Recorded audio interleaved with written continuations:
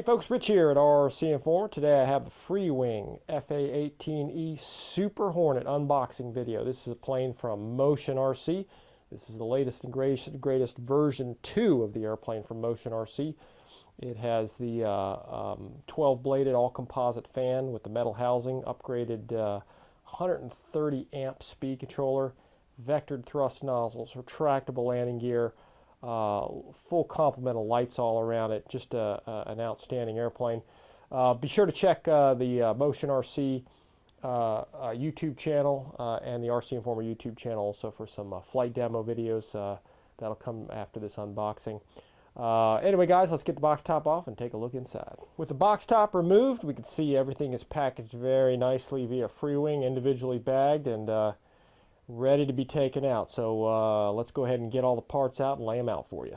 Here's the layout of all the parts that came out of the box. One thing to note, everything in this airplane is made out of EPS foam, not EPO foam. So you know, it's not as flexible as the EPO, but it's much more rigid. Starting at the top, you can see the main fuselage, vectored thrust nozzles, servos, speed controller, retract controller, light controller board, fan, nose gear. Everything is already pre-mounted in here and ready to go. Wings, servos, and push rods are mounted. This is the newest version that actually plugs in. You don't need to glue the wings on. Your two vertical fins. No rudders on the airplane, but it does have yaw control because there are vectored thrust nozzles. You can see your two stabilizers. Much upgraded over the old version because it has these really nice aluminum pins that they rotate on. You can see here down at the bottom a nice complement of drop tanks and missiles. The missiles are magnetic, but you do need to glue the hard points on if you do want those on there. See the main spar here at the bottom. Two little plug-ins here that go back for the tail. A bag of parts, extra linkages, wiring, screwdriver, some 3-ton epoxy, a decal, the nose cone, and of course the instruction manual. So now let's take a closer look at each of the individual components. The first part up to show everybody is the main fuselage. This is a really nice all-in-one kind of package here. Has a really nice flat finish on it, as you can see. Probably would have liked to have seen the inside of the canopy painted black and some better cockpit detailing. But for the most part, it's really nice decal application. I'll move this around as best I can. It's really hard to move this around because it's just a big fuselage holding this, and the camera's tough. So, but you can see the nose wheel doors. You can see the intakes here. As I roll along here to the underside, you can see the retracts and how they're already pre-installed there and ready to go. No gear doors on the mains, but again, the nose wheel does have a door. Again, this is the new version of this plane. I built one of these years ago where you had to glue the wings on, but now you don't have to glue them on. They come on and off. There's a spar that runs through it, so definitely makes it much easier to transport. Here's your connectors, yeah, for your ailerons, flaps, and your wing lights. Now, as we move along here to the back, another nice improvement are the pins here for your stabilizers that fit right on there. Those are already pre-installed. Servos for your stabilators. And also you can see here your vectored thrust nozzles and servos and rods are all already mounted, guys, and pretty much ready to go. So as we move along the top side, you can see there is a fan access hatch right here, so 2 screws to get into there.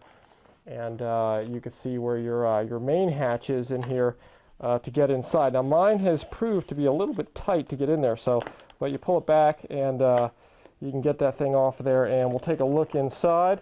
You can see a nice battery compartment area there with a strap, speed controller here, and the controller boards, wires, and everything for the retracts and the lights. I'll go ahead and put this thing right back on. It is again, my latch is a little tough getting this thing on there, but you know, you pull it back enough and it'll go right in there and it'll snap into position. But I guess that's good because you really don't want that thing coming off in flight.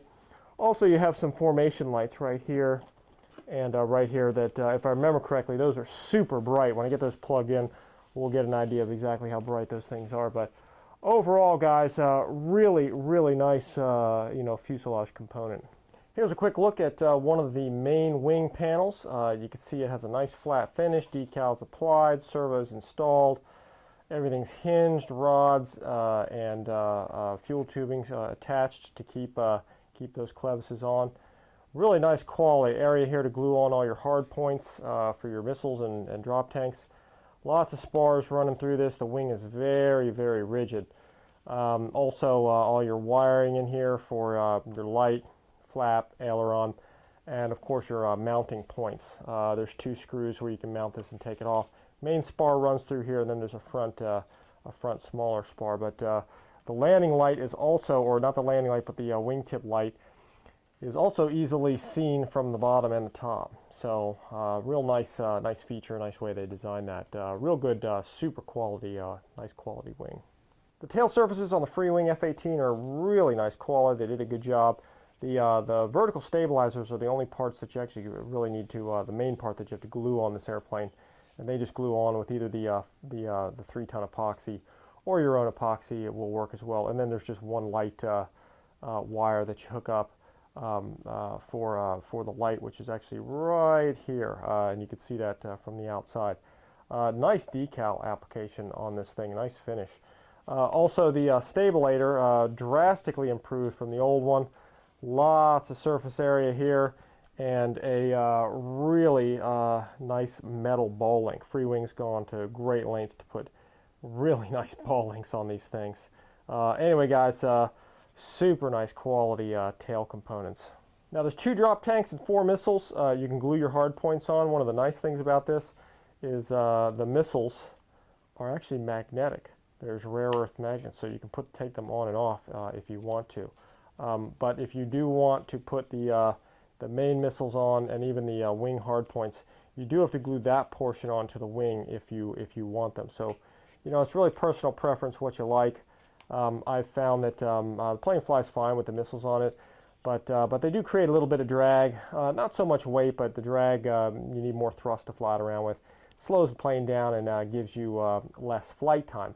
But it does fly well with them on there, and they look stellar on there. So it's really your choice whether you want to put these on. Again, your 2 drop tanks are down here. It's a real nice, very nice ordnance package for the plane. Aside from the 3-ton epoxy, the nose cone, and the instruction manual, the really last component to the airplane here, or last item they give you, is this bag of hardware, linkages, a real nice screwdriver, your tail rods for your stabilators, and then of course they give you you know, battery connectors too, that you can solder these XT150 connectors to your own battery. Now I'm going to be using the Admiral 5000 packs, which I've used these a lot. 6L 50C 5000 packs from MOTIONRC. I went ahead and taped my 2 ends here together, but the beauty is that this is a plug-and-play setup. So these connectors plug right into the F-18, and it's ready to go. So no soldering, you'll just have some extra connectors, but definitely the way to fly this thing. Last but not least is the instruction manual, and you know, as I went through this thing, there's a lot of exploded diagrams and a lot of detail in this thing, how to get it together, but it's obviously very simple to put this thing together. Items to note really here are the center of gravity, 70 to 75 millimeters aft of where the leading edge of the wing meets the leading edge extension, right there. And some other items here to look at.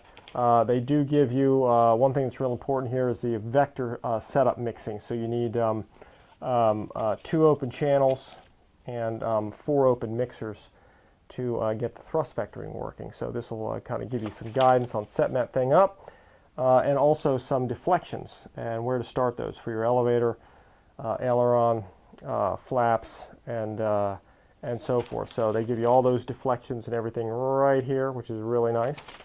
And they show you the starting point here for the elevator, and that it should be 5 millimeters below the seam line there. But the second half of the manual is all Chinese, so you really don't even need the second half. So it's a pretty thin manual, real easy to get this thing together. Anyway, guys, thanks for checking out this unboxing video. Be sure to check out the MOTIONRC YouTube channel and the RCINFORMER YouTube channel as well for the flight demo videos on this airplane. Thanks for checking out RCINFORMER, and as always, guys, we'll see you next time.